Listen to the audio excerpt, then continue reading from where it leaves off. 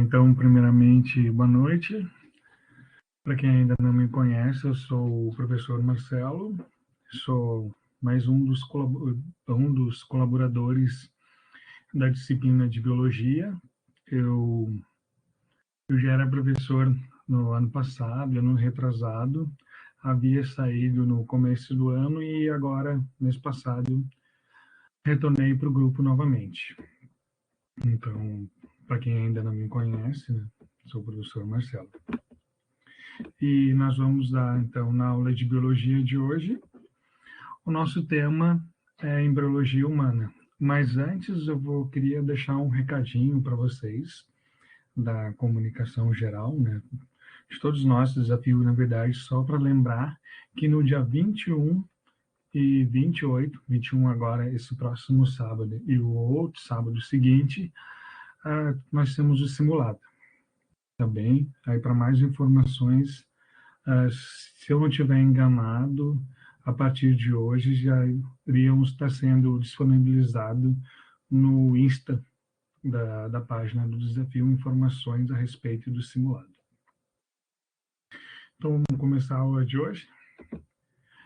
Na aula de hoje, como eu mencionei, né, como vocês já devem ter visto nas publicações, é sobre embriologia humana. Aí eu começo perguntando, né, para vocês o que é a embriologia humana. Alguém já ouviu, já estudou embriologia humana? Eu acho que o pessoal que já está no terceiro ano já deve ter visto. Se eu não me engano, em embriologia, a gente vê no primeiro ano. Os guris que estão de monitor junto comigo, o professor Jonathan e o professor Daniel, me corrijam se eu estiver errado. Eu acho que embriologia a gente vê no primeiro ano.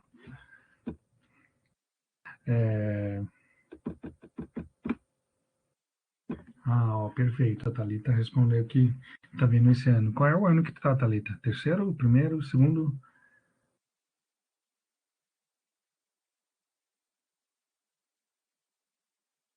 No terceiro. Perfeito. O professor Jonathan no terceiro, a Thalita no segundo. Perfeito. Tranquilo. Vai depender da grade curricular, então, da escola. Então, né, respondendo a pergunta para vocês, o que é embriologia? A embriologia é a área das ciências que estuda as fases do desenvolvimento dos seres vivos. Ou seja, ela vai investigar desde os processos de fecundação, que logo mais adiante aqui na aula a gente vai ver o que é fecundação, até a formação dos órgãos de um organismo. Ok? Então, a palavra êmbrio significa origem ou princípio de ser. Esse termo ele é utilizado para se referir à primeira etapa da vida intrauterina, que vai desde o momento após a fecundação, que é a formação do zigoto, até a oitava semana da gestação, por volta do oitavo mês. Então, a embriologia ela vai ser responsável, né? Ela é responsável somente pelos estudos dos embriões. Só algumas curiosidades aqui, né, dentro da embriologia, que da nona semana em diante, a gente deixa de ser embrião, né? A gente para de usar o termo embrião e vai passar a utilizar o termo feto. A gente pode observar, né, que a partir da nona semana, as mudanças exteriores e especiações dos membros, como a formação dos braços, das pernas, e entre outros. Então, quando o feto ele possui a maioria das funções ativas, ocorre o parto, e então utilizamos o termo recém-nascidos. Então, logo após, lá, a partir da nona semana de gestação, a gente passa a não chamar mais de embrião, a gente passa a chamar de feto, e o feto, né, a gente vai chamar de feto até quando a gente tem, quando ocorre o parto.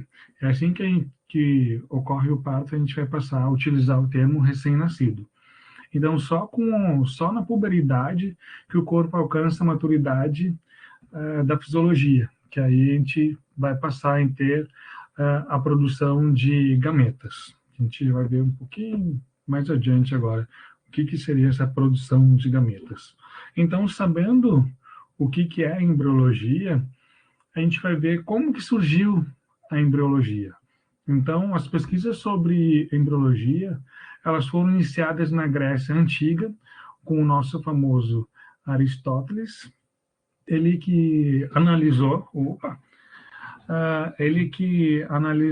os embriões de galinhas e percebeu que o animal adquiriu forma gradualmente. Então, a partir dessas análises deles, ele desenvolveu então a teoria da epigênese, que vocês já devem ter visto, se eu não me engano, nas primeiras aulas aqui de biologia do desafio, se eu não estiver enganado, foi com o professor Daniel, né, a teoria da epigênese, o que quer dizer que um organismo vivo ele não surge já formado do nada, mas ele passa por etapas progressivas de desenvolvimento. Isso quer dizer que a vida não surge nada, ela vai surgir, ela vai se desenvolvendo. Por exemplo, se a gente deixar um resto de comida na roupa e essa roupa estiver jogada lá na garagem, vai surgir uma vida dali, por exemplo. Vão surgir ratos, vão surgir baratas. Então, isso quer dizer, né, quer explicar o que é a teoria da epigênese.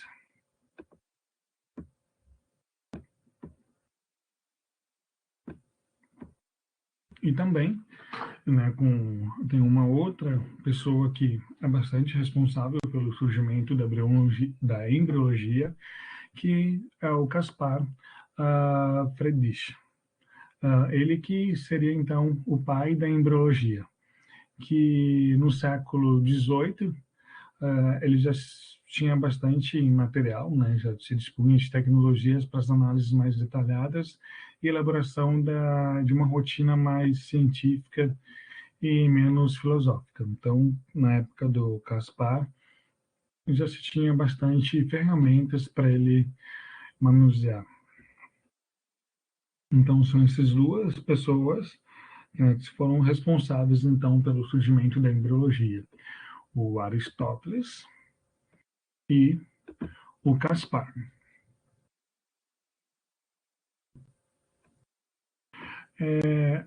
Tá, a gente já viu o que é embriologia, a gente já sabe como é que a embriologia surgiu. Agora a gente vai ver o que a embriologia estuda. Na verdade, a gente mais ou menos já sabe o que a embriologia estuda. Então, a embriologia estuda as etapas do desenvolvimento embrionário, que vai desde a fecundação, novamente vem falando da fecundação. Logo mais adiante na aula, eu explico para vocês o que é fecundação, até o desenvolvimento completo dos seres vivos.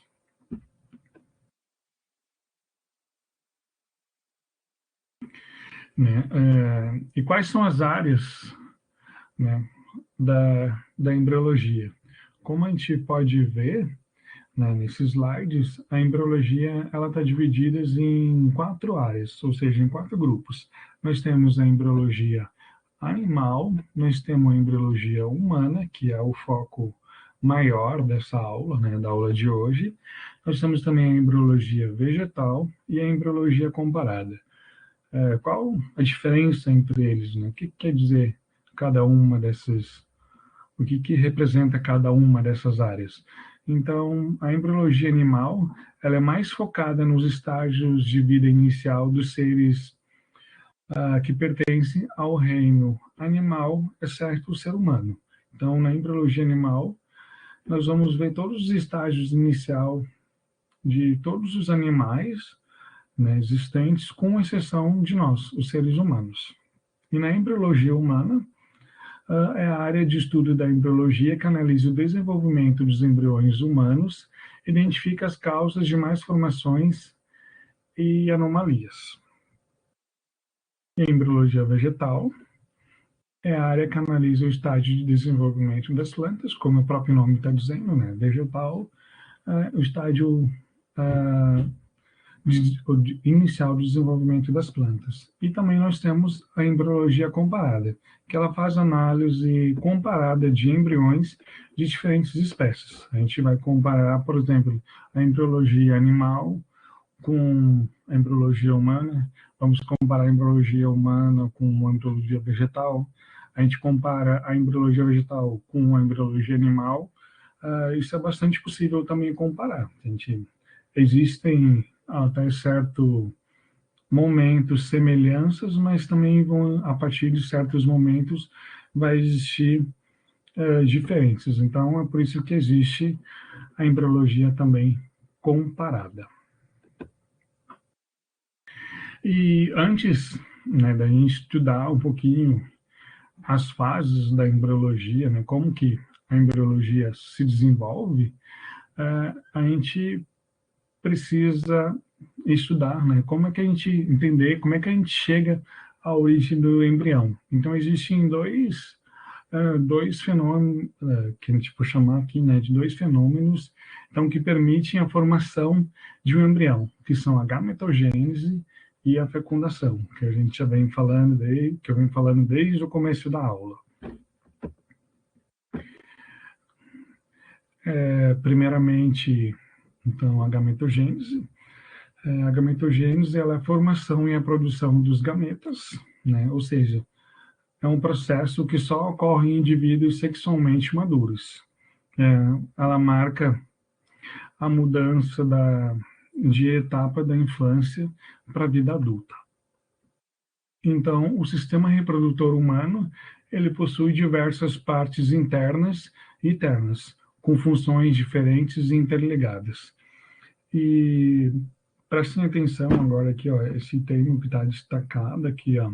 As gônadas, elas são células germinativas, então, que têm a função de produzir os gametas. E mesmo sendo uma célula especializada, elas fazem parte do corpo humano. Então, ela é diploide, 2 Ns, e carrega os mesmos cromossomos de qualquer parte do corpo. Então, a gente está vendo que a gametogênese ela é responsável pela formação e a produção dos gametas, é onde a gente vai produzir, digamos que um material para que ocorra a fecundação, né? Então, onde que é produzido esse material? Esse material, então, ele é produzido nas gônadas, que essas gônadas, na verdade, elas são células germinativas que elas têm a produção, que tem a função, né, de produzir os gametas. Então, a gente vai ver que a produção de gônadas é diferente para homem e para mulher.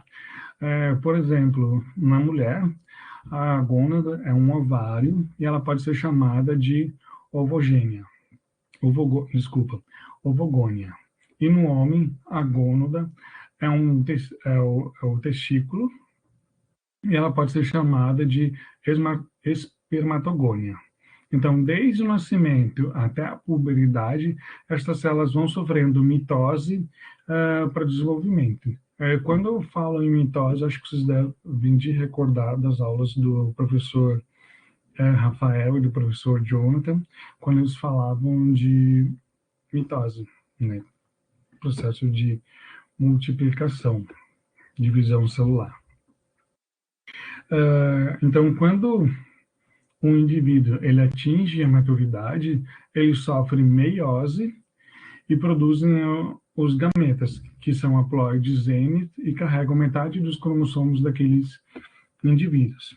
Lembram que quando eu comecei a falar que aqui, ó, as gônadas são células germinativas que têm a função de produzir gametas, elas começam então produzindo células diploide 2 Ns, e aí quando a gente vai ocorrer a fecundação, que agora a gente já vai ver o que é fecundação, ela vai utilizar apenas células haploides, ela vai usar ela só vai usar N, não 2 Ns. Agora eu já explico por que ela passa a utilizar N e não 2 Ns. Então, a fecundação, na verdade, seria, então, a fusão, né, a junção de dois gametas, ou seria o cruzamento do gameta masculino com o gameta feminino, formando, então, uma nova célula, que essa célula a gente vai passar a chamar, né, na embriologia humana, de zigoto, que seria, então, a primeira célula humana, né? Os gametas, então, como eu mencionei anteriormente, né, eles eram haploides, ou seja, os núcleos das células possuíam metade dos cromossomos do pai e metade da mãe. Então, na fecundação, os núcleos deles se unem, deixando de ser dois e se tornando novamente um. Então, a partir daí, que surge uma nova célula geneticamente completa, ou seja, diploide e única, que ela vai passar a possuir um DNA próprio e ela não é uma réplica nem da mãe e nem do pai. Então, essa célula que surge, né, com a união, a fusão do gameta masculino e, ou seja, do cromossomo do pai e do cromossomo da mãe, é o que a gente chama de zigoto, ou seja, é uma fusão. E a fecundação, embora o processo genético da fecundação siga sempre esse raciocínio, a forma como o ato sexual ocorre, ela pode mudar de acordo com a espécie. Fugindo um pouquinho da embriologia humana, né? Por exemplo, na fecundação humana, a fecundação humana ela é interna, ou seja, ela ocorre dentro do corpo. Mas nos anfíbios, né, quando eu falo em anfíbios, a gente está falando de sapos, rãs, pererecas, elas fazem uma fecundação externa, ou seja, ela ocorre fora do corpo. Os seres humanos, então, eles são dioicos, machos e fêmeas, e nos anelídeos, né, quando a gente fala de anelídeos, a gente está falando de minhocas, por exemplo, são monógamos. Todos os seres eles têm os dois sexos.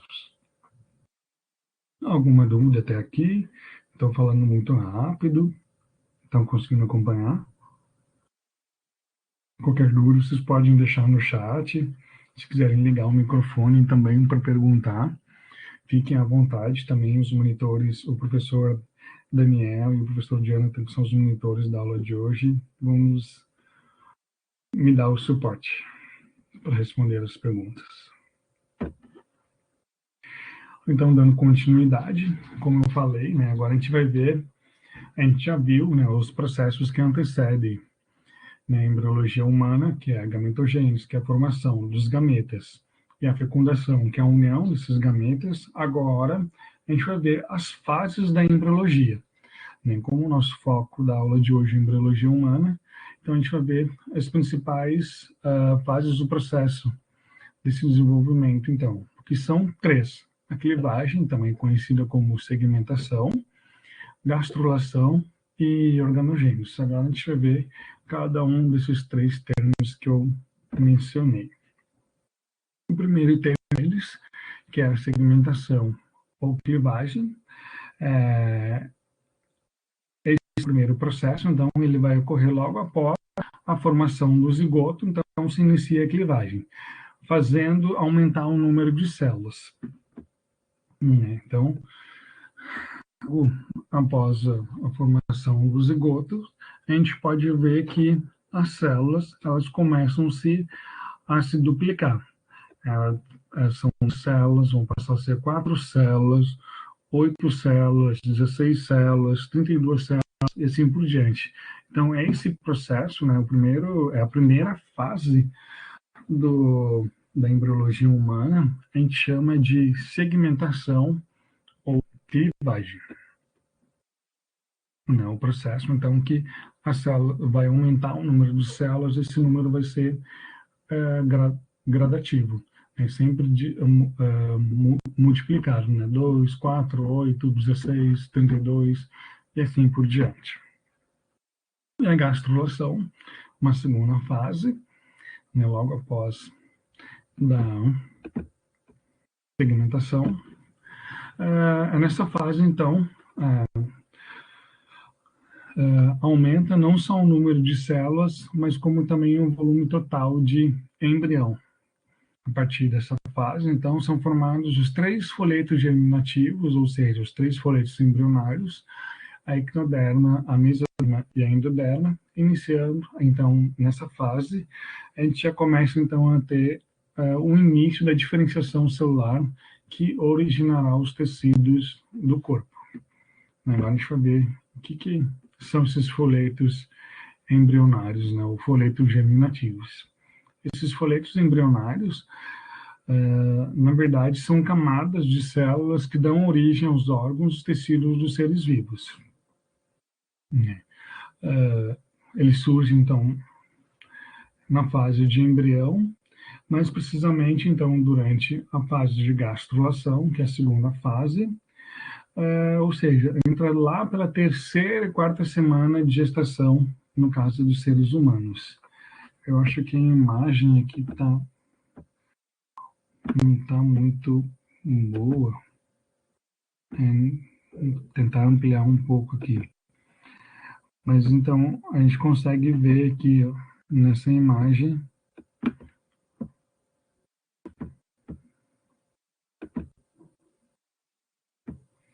os folhetos embrionários, né? As 3 camadas dos folhetos embrionários, que é a ectoderma, que é a camada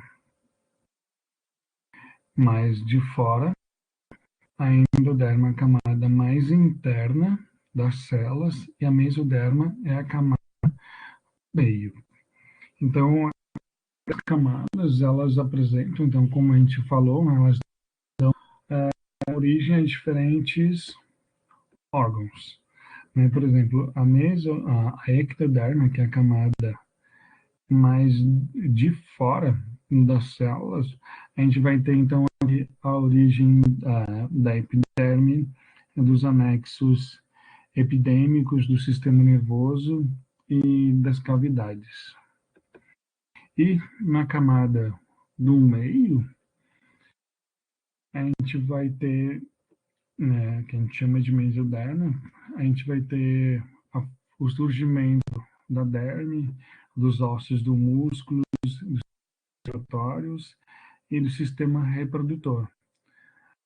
E na camada mais interna das células, a gente vai ter, então, a formação do sistema digestivos e dos órgãos digestivos. E aí também tem vários outros órgãos também, apenas destaquei alguns aqui para vocês. Eu acho que, não sei se todo mundo tem acesso ao Drive. Lá no Drive eu já deixei disponibilizada a apostila de êmbrio, e lá vocês encontram mais exemplos e mais detalhadinho explicado o que são folhetos embrionários. Só que eu quero aqui, para esse momento, que vocês saibam que os folhetos embrionários, eles são as camadas, né, de células que vão dar origem a partir dos tecidos, quer dizer, vão dar origem aos órgãos dos seres vivos. E esses folhetos embrionários, né, eles ocorrem da embriologia, que é na fase da gastrulação. Perfeito. Obrigado, Henrique, por compartilhar o link do Drive. E a terceira fase, então, né, da embriologia é a angênese. Nessa fase, então, que vai começar, então, começa a ocorrer a formação dos órgãos. Então, os primeiros órgãos do sistema nervoso, os primeiros órgãos são os órgãos nervosos originados na ectoderme, a camada mais externas. E isso ocorre por volta da 3ª ou 8ª gestação. O que eu quis dizer é que na organogênese, então, a gente vai o início da formação dos órgãos. E aí o exemplo que eu trago para vocês é que o primeiro órgão a ser formado é o sistema nervoso, que ele vai ocorrer a partir da camada mais externa, que é a ectoderme, que a gente viu anterior. E aí que eu trago para vocês uma imagem, né, um gráfico. Aí consegui. Não sei. Um gráfico para vocês, né,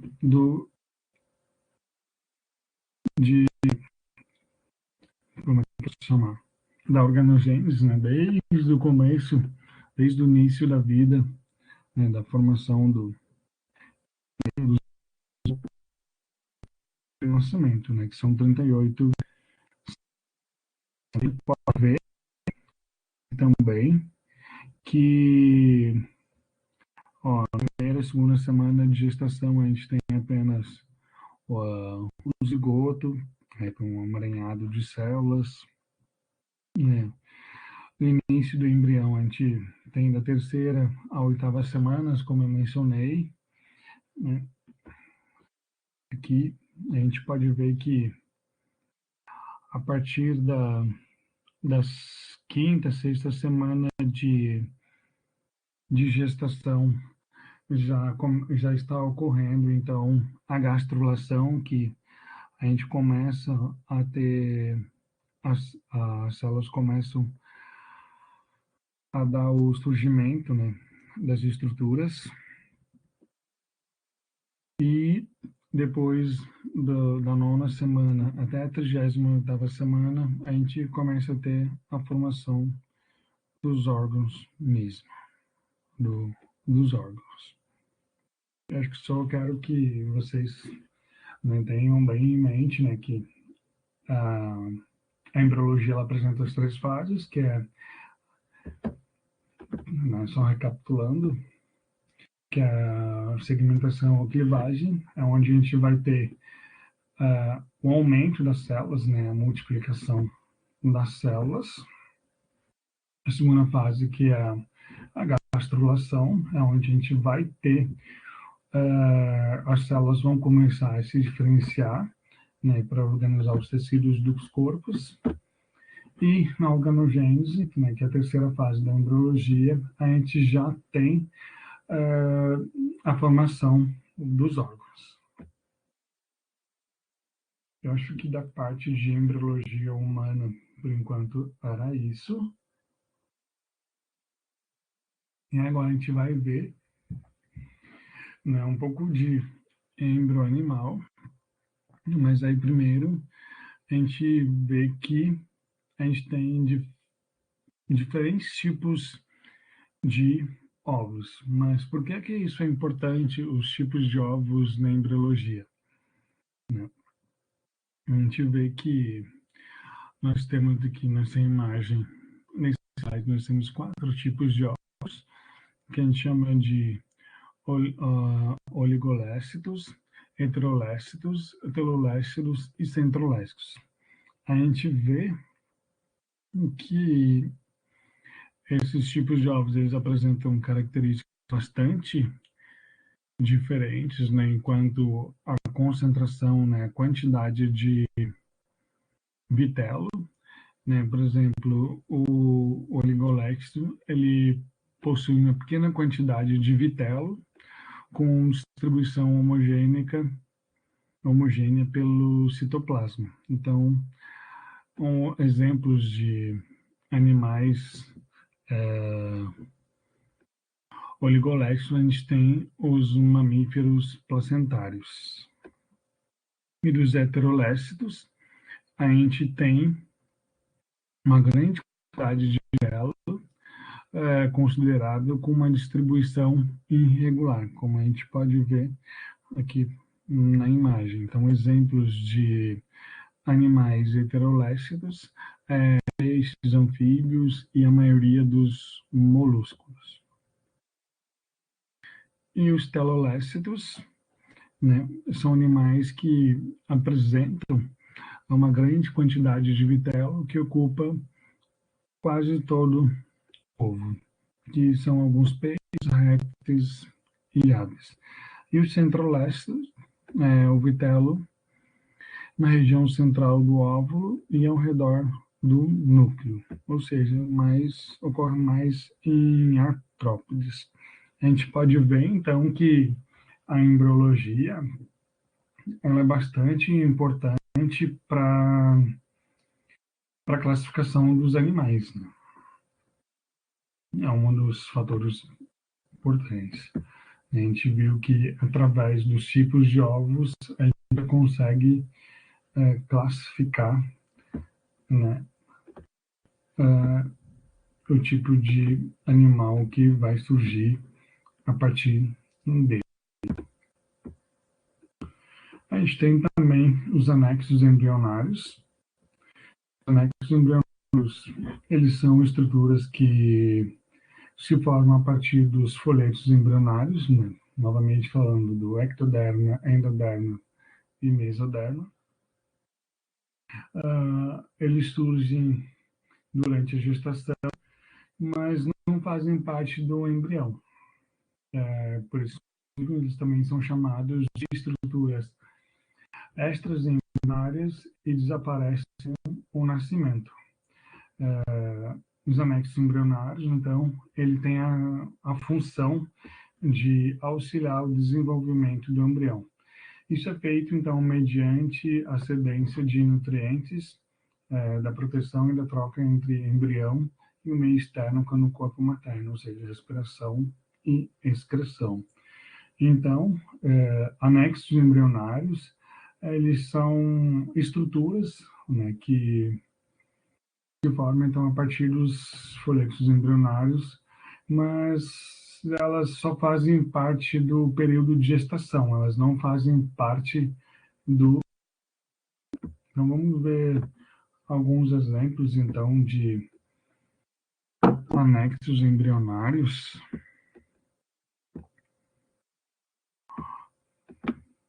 Ó, eu trago aqui para vocês o âmino, que ele tem a função de proteção contra dessecação e choques mecânicos,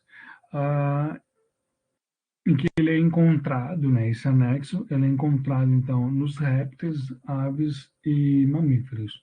Esse âmino, na verdade, como a gente pode ver aqui nessa imagem, ele é uma camada, nessa camada aqui mais de... Não, essa camada mais amarela aqui, que protege, então, o embrião, então, contra a dissecação e alguns choques mecânicos. A gente também tem o saco vitelino, né, que ele garante a nutrição do embrião, né? Ele é encontrado, então, nos peixes, nos répteis, nas aves e mamíferos, né? O saco vitelino aqui, como a gente pode ver nessa imagem, né? Essa imagem, ele é um ovo de galinha, né? Seria essa região aqui, né? Que vai garantir a nutrição aqui do embrião.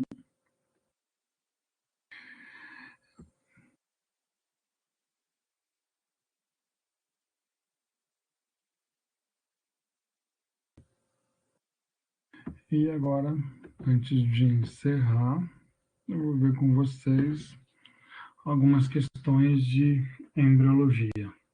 Eu vou ler com vocês e vou deixar um tempo para que vocês respondam. Então, a primeira pergunta que eu trago para vocês, vou lançar uma enquete aqui. Opa.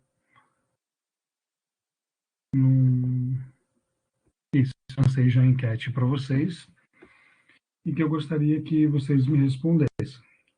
A pergunta é a seguinte: na fase do desenvolvimento embrionário, cada estabelece três folhetos germinativos, mesoderma e endodermas, e é por intensos movimentos morfológicos. Ela é uma gastrulação, clivagem, morfogênese, fundação ou apoptose. O que vocês acham que é? Vou esperar vocês responderem.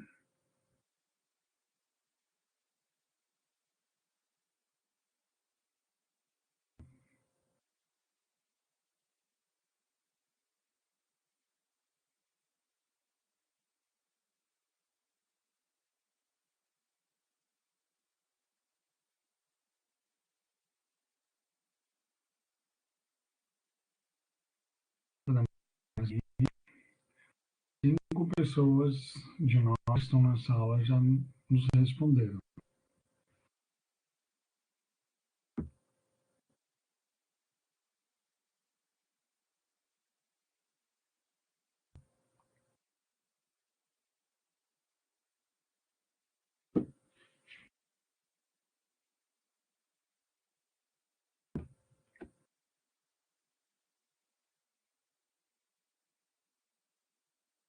Ah, beleza. Ó, vou publicar o resultado, então.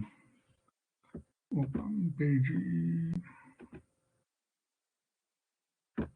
Ó, publiquei. Então, a maioria das pessoas que estão na sala, elas responderam que é a letra A.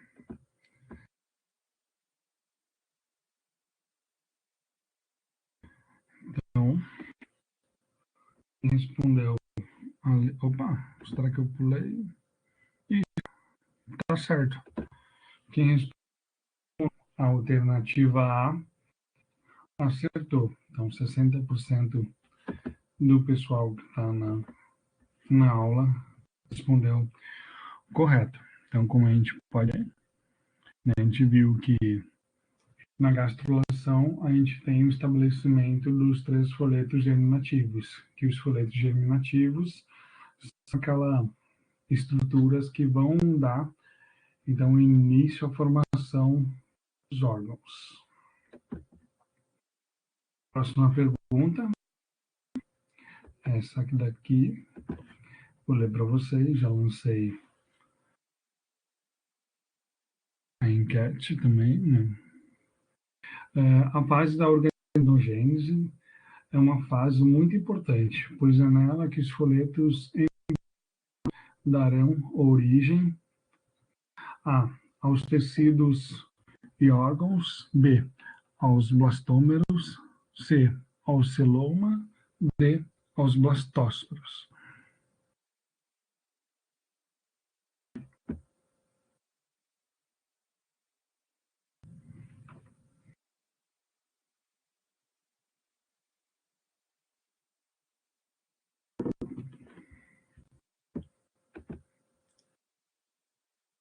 Mais um pouquinho.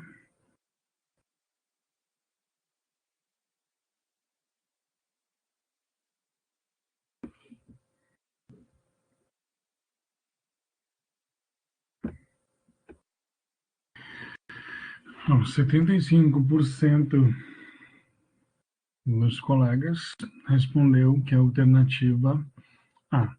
Será que ela está correta?